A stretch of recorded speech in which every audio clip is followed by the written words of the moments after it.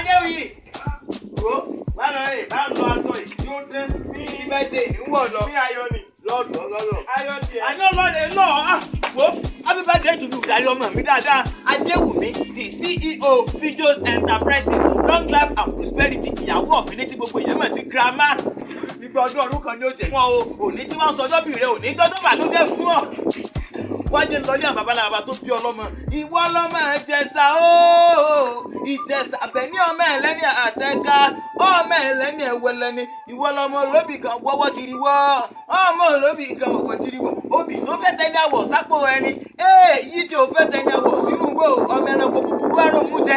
Òmùrọ́ lónìí o. Ìwọ ọlọ́mọ arókò gbòmìnì sí Ìjẹ̀ṣà ní ìsìn tòlótòló ẹrù bàbá àti yín ní ìsìn pẹ́pẹ́ kékeré Ìjẹ̀ṣà ní sásọ sí bàbàrà àdí ní ńlá àwọn ní sásọ sí pòǹpòlò tán long life and prosperity Adéoyè.